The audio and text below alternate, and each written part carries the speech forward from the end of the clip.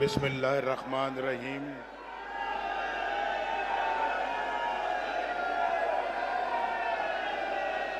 मोहतरम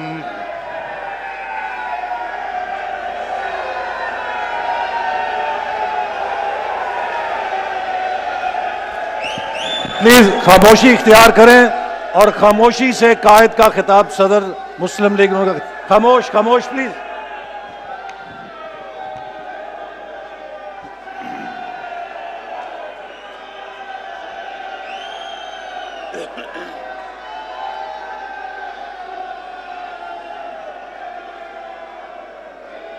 आसन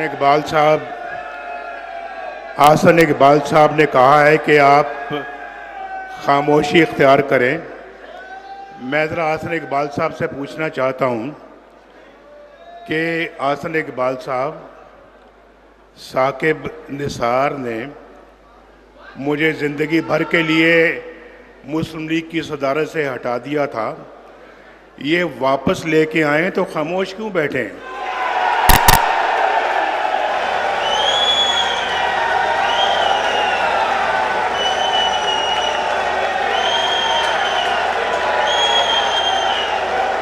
इनको खुशी मनाने नहीं दें।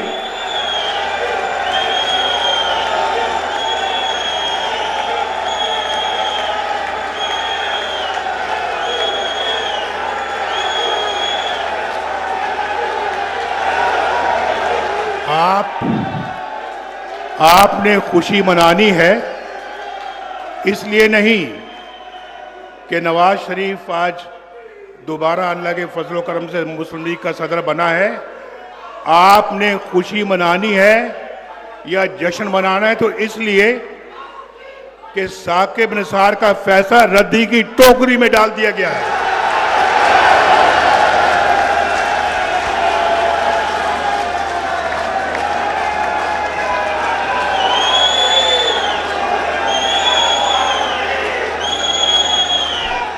बुलाएं जरा उनको, आज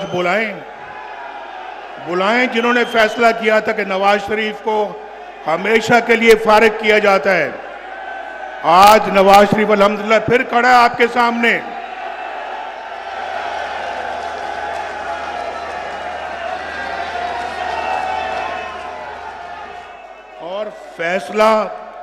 और फैसला किस लिए किया भाई?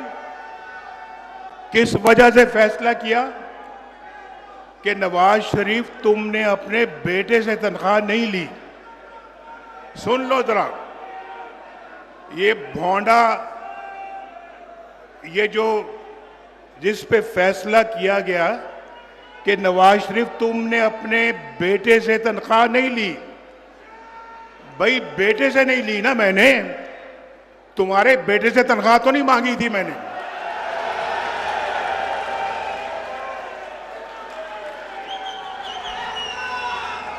ये मुस्लिम लीग, मैं आप सबको पहले तो बहुत खुशामदीद कहना चाहता था, अपने कारकुनान को, और ये कहना चाहता था कि अल्लाह के फजलो करम से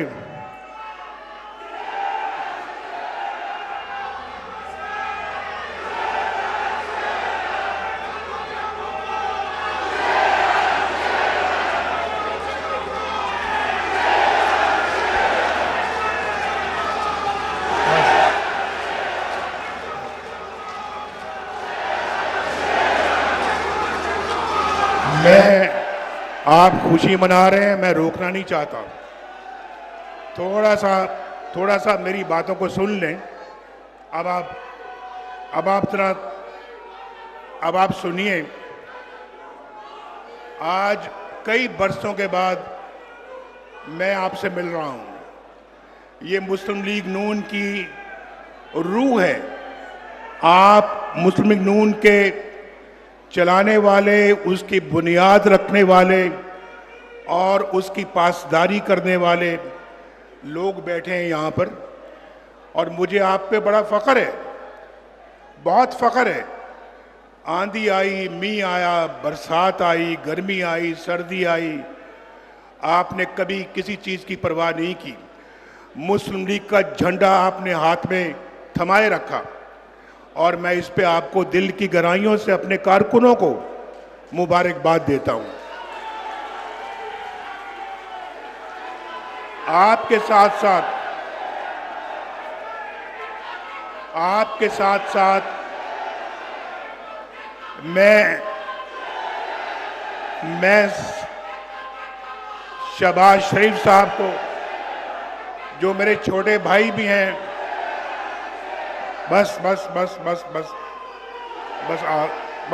अब 2 मिनट जरा सुन लें। आपके साथ साथ मैं मोहम्मद शहबाज शरीफ साहब को भी, जो मेरे छोटे भाई भी हैं, दिल की गहराइयों से मुबारकबाद पेश करता हूं। बहुत उतार चढ़ाव आए, बड़े नशेब व फराज आए, लेकिन शहबाज शरीफ साहब माशाअल्लाह पूरे इस्तेकाम के साथ खड़े रहे और पार्टी का उस इम्तिहान में पूरे उतरे जो शहबाज शरीफ साहब के हवाले की गई थी पार्टी। अल्हम्दुलिल्लाह आप जानते हैं कि बहुत सारे लोगों ने मेरे दरमियान और शहबाज शरीफ साहब के दरमियान इस रिश्ते में दरारें डालने की कोशिश की और आपके और मेरे दरमियान भी दरारें डालने की कोशिश की, लेकिन आफरीन है शहबाज शरीफ साहब पर, आफरीन है कि वो डोले नहीं, ना झुके ना बिके, अपने भाई के साथ खड़े रहे, इस पार्टी के लिए खड़े रहे, परचम थामे रखा और मुझे इसलिए उन पे फख्र है, उन पे नाज है और ये बहुत खुशी की बात है कि आज माशाअल्लाह अपनी जिम्मेदारी फिर उन्होंने मेरे कंधों पे डाली है। लेकिन शहबाज शरीफ साहब वो शख्स हैं जिनको ये कहा गया, मैं वज़ीर आज़म था, कि शहबाज शरीफ साहब नवाज शरीफ को छोड़े, आप वज़ीर आज़म बने, लेकिन शहबाज ने कहा मैं ठोकर मारता हूं ऐसे वाक़े उस्मा के ऊपर जो भाई से बेवफाई के, अपने भाई से बेवफाई के सिले में मिले। ये मैं इसका खुद शाहिद हूं और मैं ये बात जानता हूं, ये आज से कई साल पहले की बात है। उसके बाद और भी मौके आए, लेकिन शहबाज शरीफ साहब ने कभी भी अपने भाई से बेवफाई नहीं की और वफा के जुर्म में जेल तक चले गए, जेल तक गए, लेकिन कभी भी उफ तक नहीं की। तो भाई मैं तो समझता हूं कि ये अल्लाह के फजल करम से सियासत एक जगह अपनी जगह पर, लेकिन ये रिश्ता इंशाअल्लाह अल्लाह ताला के फजल करम से हमेशा ऐसे कायम व दायम रहेगा और इंशाअल्लाह पहले से भी ज़्यादा मजबूत होगा। मैं आप सबके साथ भाई नहीं ठहरे, मैं आप सबके साथ मरियम नवाज शरीफ को भी मुबारकबाद देता हूं। बहुत कड़े वक्त में उन्होंने पार्टी को भी मुतहर्रिक रखा, जेलें भी काटी और पार्टी को मुतहर्रिक रखने के लिए दौरे किए और उन्होंने हर इम्तिहान में उन्होंने माशाल्लाह वो भी पूरी उतरी हैं और अल्लाह ताला के फजलो करम से वो भी वक्त था, देखें मैं भी जेल में बैठा हुआ हूँ और वो मुझे मिलने के लिए आ रही हैं और मेरे आंखों के सामने उनको हथकड़ी लगा के ले जाया जा रहा है। ये सारे मनाज़िर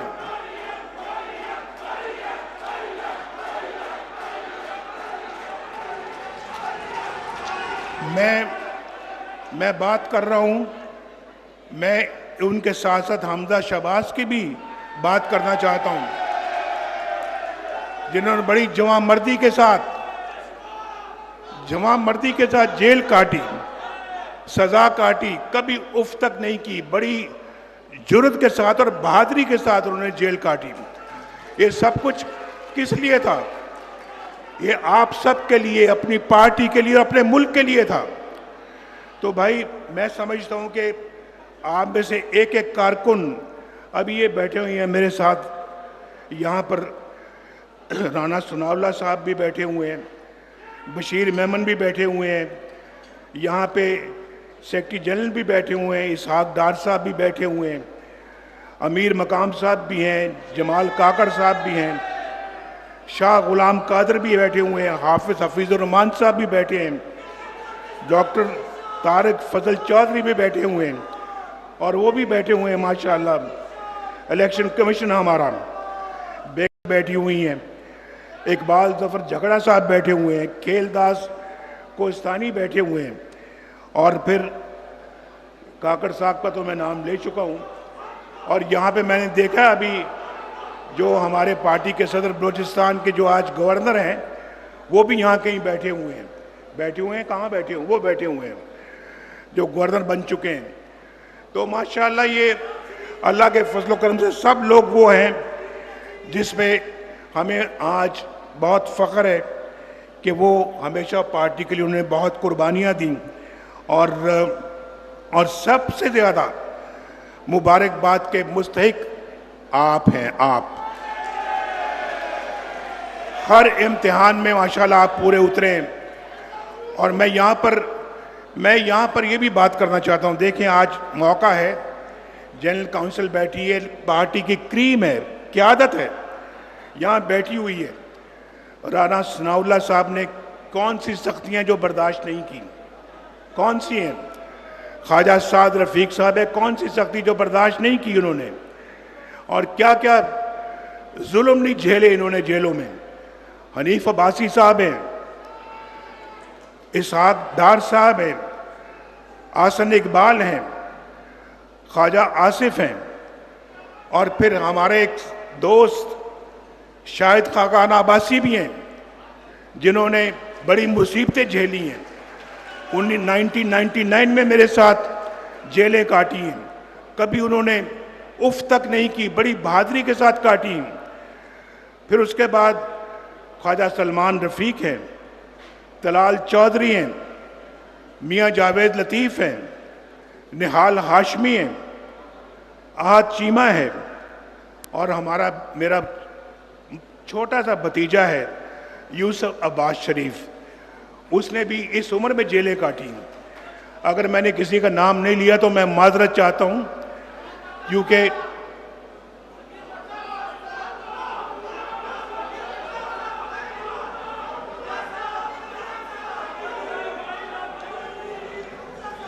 बहरहाल मैं समझता हूं ये सब लोग जो है ये पार्टी के इंतहाई कीमती असासा है।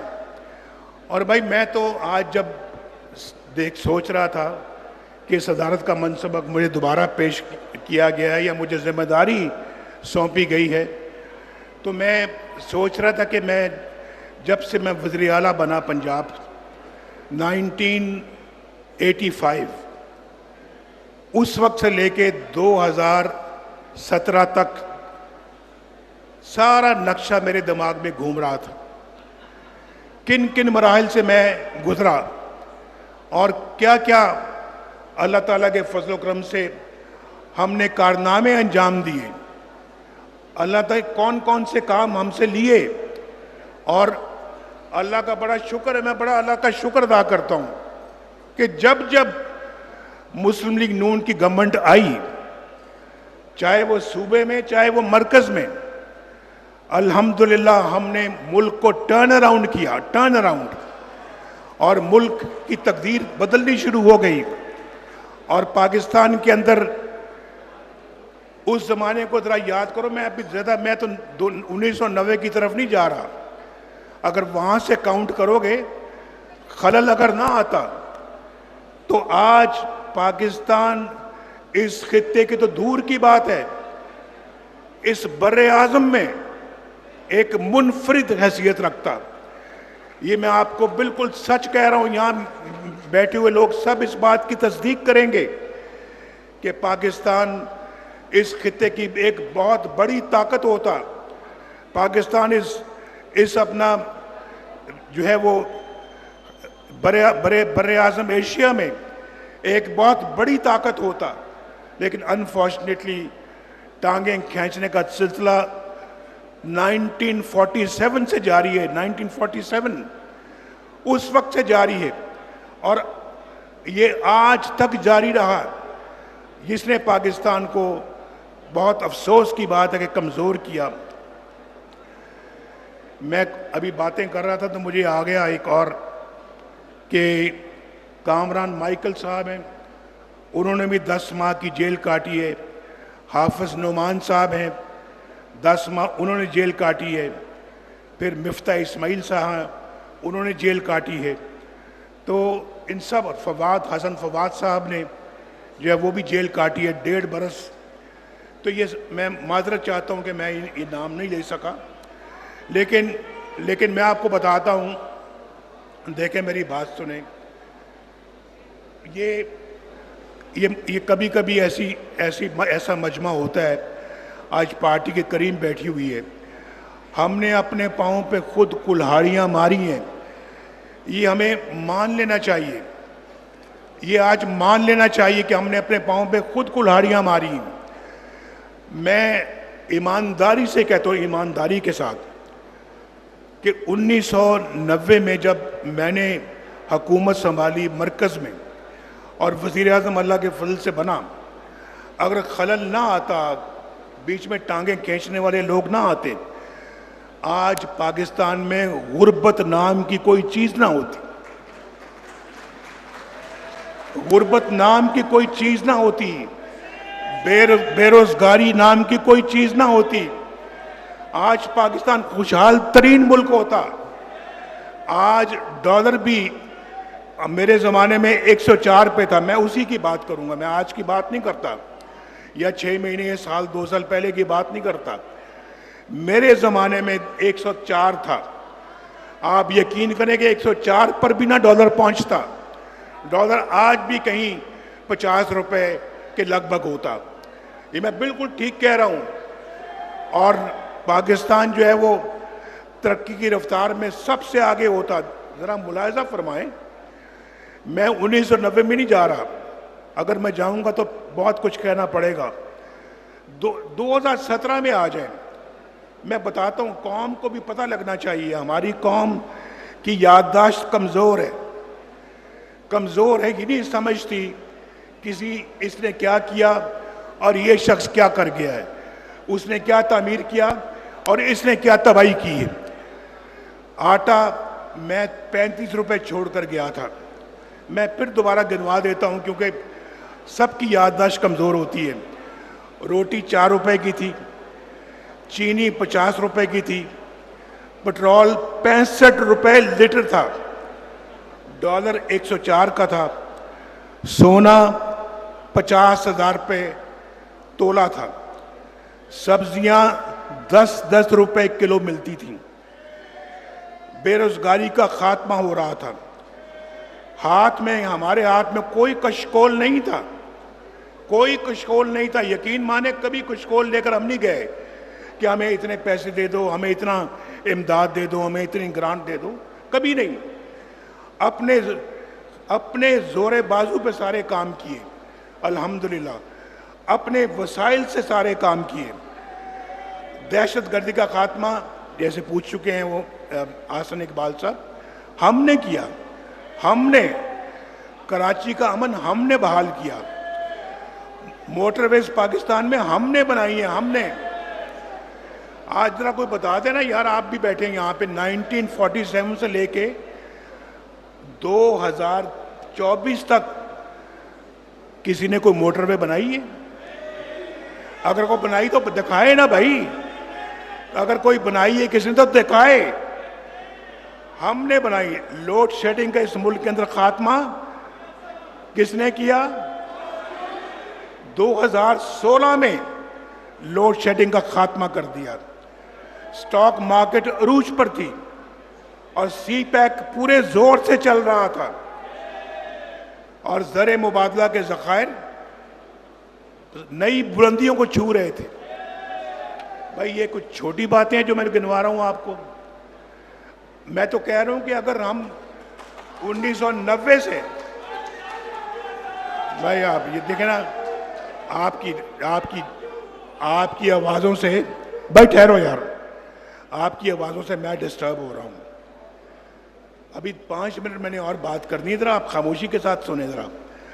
तो मैं नारे ना मारें। अगर कोई ताली मारने की बात आती है तो तालियां बजा दें।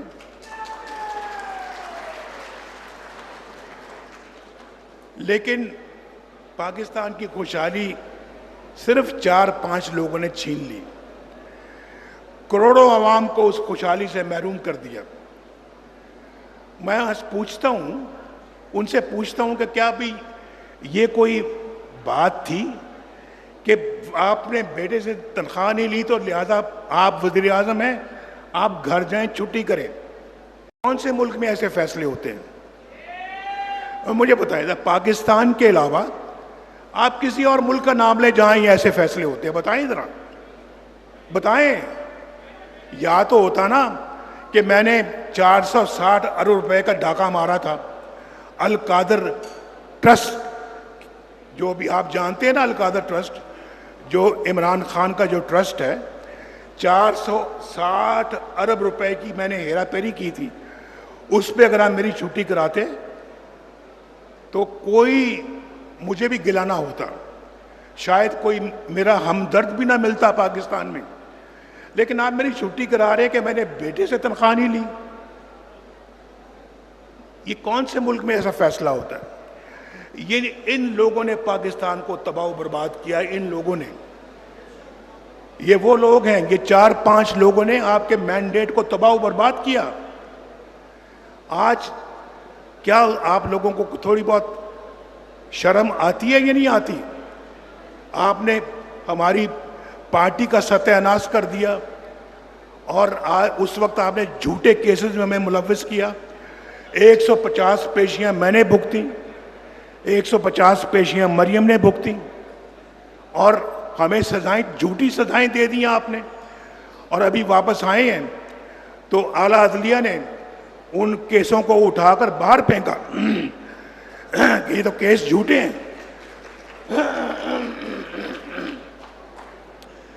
तो मुझे बताया जाए कि हमारे ऊपर ये झूठे केस क्यों बनाए गए? आज इमरान खान के खिलाफ सच्चे केसेस हैं। कौन सा ऐसा केस है जो गलत है, जो झूठ है? जरा मुझे बताया जाए कौन सा है। और फिर आप तो भाई, आपने तो भाई मैं थोड़ा सा अगर आपको गिनवाऊं, आपने तो पाकिस्तान की सियासत ही इनके कंधों पर बैठ के शुरू की। इनके कंधों पर बैठ के आप सियासत में आए हैं। और आज वो टेप निकाल के सुन लें, आप सुन लें कि मैं जा रहा हूं भाई वहां पे बनी गाला में उनके घर पर, और उनके घर पे जाके मैं कहता हूं, आए इमरान खान साहब आप भी चलें हमारे साथ, मुल्क की खिदमत करते हैं। मुझे कोई ज़रूरत नहीं जाने की, हमारे पास काफ़ी तादाद थी कौमी असम्बली में, अपना एक मैंडेट था। लेकिन उसके बावजूद मैंने कहा हम सबको मिलकर साथ चलना चाहिए। तो मैं उस गरज से उनके पास गया और मैंने कहा कि आप आए, पार्लियामेंट में आए, आप हमसे आके बैठ के मुशावरत करें, आए मिल के मशवरे से गवर्नमेंट चलाएं। तो उन्होंने, जनाब आपको पता है, उन्होंने मुझे आखिर में कहा, अच्छा नवाज शरीफ साहब ये बनी गाला की जो सड़क आती है ना, ये बनवा दें आप। बनी गाला की सड़क में बात ख़त्म हुई। मैंने कहा अच्छा जी बनवा देंगे। वो मैंने हफ्ते 10 दिन में बनी गाला की सड़क बनवा दी।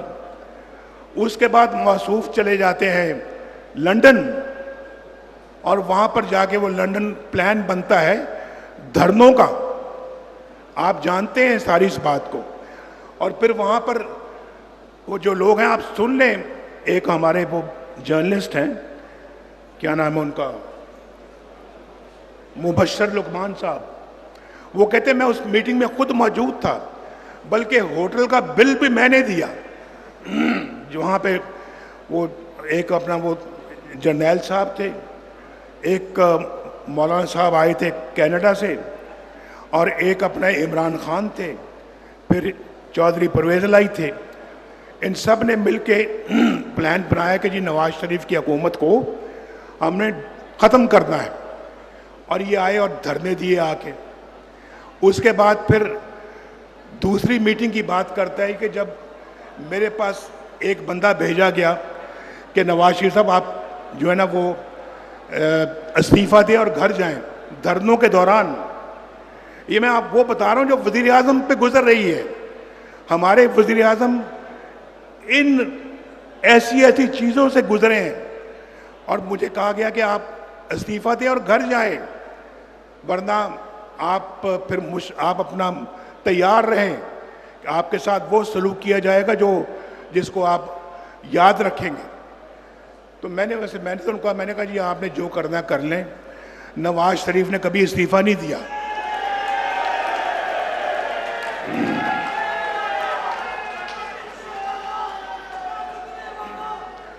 तो सुन लें बस भाई।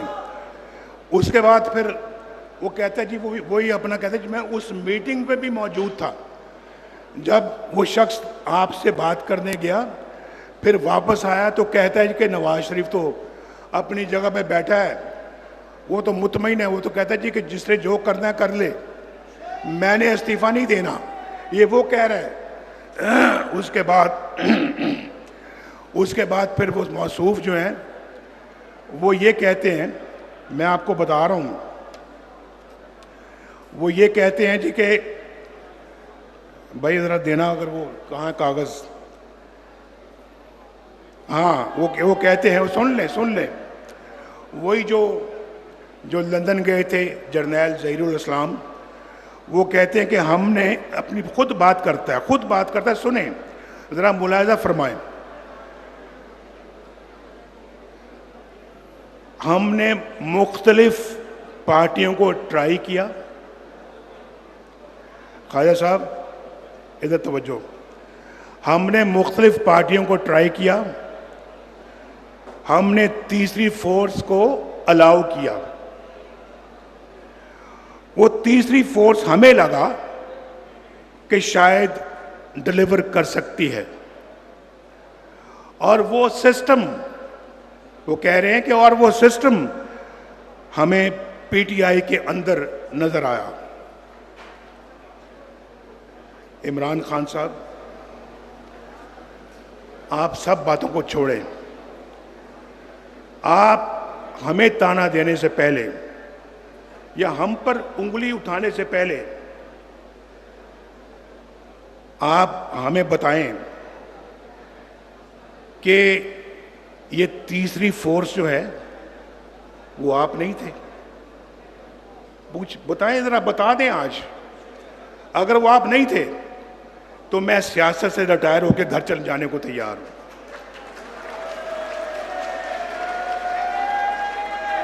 मैं छोड़ दूंगा सियासत, मैं जो बात कहता हूं उसको पे अमल करता हूं, आप जानते हैं इस बात को।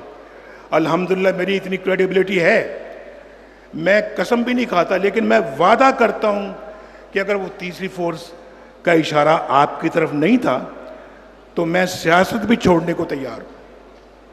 वो आप थे, आप। और मैं तो कहता हूं कि इन्हीं लोगों ने आपकी बुनियाद रखी है, आपकी सियासत की बुनियाद रखी है। हमारी हुकूमत का तख्ता भी आपने उल्टवाया इन लोगों की मदद से, जमहूरियत को पत्नी से भी आपने उखाड़ा, और ये इन लोगों ने, आप यहां तक उनके हौसले बुलंद हो गए थे। प्राइम मिनिस्टर के हाउस के सामने धरना हो रहा है और वो कह रहे हैं कि नवाज शरीफ, हम तुम्हारे गले में रस्सा डालकर खींचकर बाहर लेके आएंगे तुम्हें। किसकी मां पर इतनी बड़ी बड़ी धमकियां दे रहे थे? क्या यही वो अंपायर की उंगली नहीं थी जिसके इमरान बार बार जिक्र करता है? अंपायर की उंगली, ये वही था अंपायर। तो मैं आपसे पूछना चाह रहा हूं कि इन बातों का जवाब इमरान खान साहब आप दें, कौम को दें। आपका तो कोई केस ही नहीं है। अगर आप इनका बातों का जवाब देंगे तो उसके बाद फिर आप हमसे बात करना। आपके तो जो केस के अंदर मेरिट तो कोई है ही नहीं आपका। कोई मेरिट नहीं है आपके केस में, तो आप अपना इस तरह, आप तो उन लोगों की पैदावार हैं। और 2018 के इलेक्शन में जो हुआ था उसके भी आप अच्छी तरह से आप जिम्मेदार हैं, इन लोगों के साथ साथ आप जिम्मेदार हैं। तो भाई हम तो आज 28 मई है, हम तो 28 मई वाले हैं, हम 9 मई वाले नहीं हैं। आज 28, मैं तो भूल ही गया था कि आज 28 मई है। आज यौम तासीस है। और सुनो भाई, सुनो, इस दिन प्रेसिडेंट क्लिंटन ने, सुन रहे हैं आप भी सुन रहे हैं कि नहीं? खैर साहब सुन रहे हैं? अब जरा मेरी तरफ देखें। उस दिन प्रेसिडेंट क्लिंटन ने कहा जी हम नवाज शरीफ साहब $5 अरब दे रहे हैं आपको, $5 अरब। आप बराए मेहरबानी एटमी धमाके ना करें। हमारा ज़मीर खरीदने की कोशिश की गई, ज़मीर।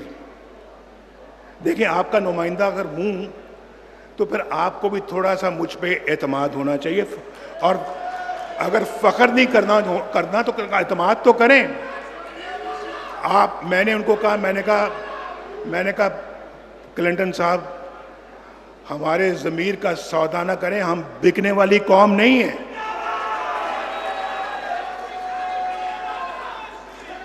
और मैंने कहा हम अपनी गैरत का और ज़मीर का सौदा नहीं करते। उस जमाने के $5 अरब हमने वापस कर दिया। हमने कहा बिल्कुल नहीं, बिल्कुल नहीं। उन्होंने कहा जी आप पे सैंक्शंस लग जाएंगी, पाबंदियां लग जाएंगी। ये सब बातें आज टेलीफोनों का रिकॉर्ड मौजूद है, वो सब फॉरेन ऑफिस में पड़ा हुआ है। डार साहब जो है ना वो निकलवाएं उस रिकॉर्ड को, पब्लिक को सुनाएं। उन्होंने कहा जी पाबंदियां लग जाएंगी। मैंने कहा लगा दें पाबंदियां, फिर क्या हो सकता है, लगती तो लग जाए पाबंदियां। और फिर हमने एटमी धमाके कर डाले। और अगर इस जैसा कोई बंदा उस वक्त होता तो कहता जी ठीक है जनाब, बिल्कुल माई बाप, आप $5 अरब दें, बाकी कौम को भैंस खुद संभाल लूंगा, धमाके हम नहीं करेंगे। वो धमाके करना अल्लाह के फजल करम से एक बहुत बड़ा फैसला था। और वहाँ पर आप जानते हैं कि वहाँ इंडियन पार्लियामेंट में ये खबर दी गई कि पाकिस्तान ने 5 धमाकों से आज जवाब दे दिया है हमारे धमाकों का। उसके बाद फिर वाजपेयी साहब लाहौर तशरीफ लाए। याद है या नहीं याद है? याददाश्त कमजोर है ना आपकी? तो तशरीफ लाए और हमसे आके यहाँ पे मुआहदा किया। ये अलग बात है कि हमने मुआहदे की खिलाफ वर्जी की, उसमें हमारा कसूर है, उसमें हम कसूरवार हैं। लेकिन अब अल्लाह के फजलो करम से शहबाज शरीफ साहब दोबारा इस मनसब पे फायज हुए हैं। मेरी दुआएं हैं इनकी कामयाबी के लिए। और मैं समझता हूँ कि जी ये पाकिस्तान के हालात का रुख मोड़ें। अल्लाह ताला का बड़ा शुक्र है कि माशाल्लाह महंगाई कम हो रही है, रोटी की कीमत कम हो रही है, सब्जियों की कीमत कम हो रही है। आज सुबह टीवी देख रहा था मैं कि घी का रेट कम हो रहा है, घी का रेट कम हो रहा है। और माशाल्लाह स्टॉक एक्सचेंज फिर बुलंदियों को छू रही है। तो शहबाज शरीफ साहब आपको भी मुबारक हो, मरियम को भी मुबारक हो, आपकी हुकूमतों को भी मुबारक हो, आपके सब साथियों को मुबारक हो। इंशाअल्लाह ये समझ लें शहबाज साहब, ये समझें अल्लाह आपका, अल्लाह मरियम का हाथ पकड़ रहा है, अल्लाह हाथ पकड़ रहा है। अब अल्लाह बरकत डाल रहा है। इंशाअल्लाह अल्लाह के फजल करम से आप हिम्मत करें। ये शायद 1.5-2 साल ज़रा मुश्किल के होंगे। आप मेहनत करके आप इस वक्त को गुजारें, पूरी मेहनत करें। अगले 3 बरस इंशाअल्लाह बहुत अच्छे हो जाएंगे और पाकिस्तान एक दफ़ा फिर खुशहालियों की तरफ लौटेगा। भाई अब अगर मैं सदर बन गया हूँ मुस्लिम लीग नून का, तो फिर आपने अब मेरा साथ देना है, मेरे साथ मिलके मुस्लिम लीग नून को मुनज़्ज़म करना है। मुस्लिम लीग नून जो है, इस मुनज़्ज़म करने का मतलब है कि ये पाकिस्तान का मिशन है, ये मुस्लिम लीग नून का मिशन नहीं है, ये पाकिस्तान का मिशन है। आप सब यहाँ जाने से पहले मुझसे वादा करें कि इस मामले में मेरी भरपूर मदद करेंगे। हाथ उठा के कहें, मेरा साथ दोगे। जुबान से भी कहें और हाथ उठा के भी कहें, मेरा साथ दोगे। बहुत बहुत शुक्रिया। अल्लाह ताला आपका हामी और नासिर हो।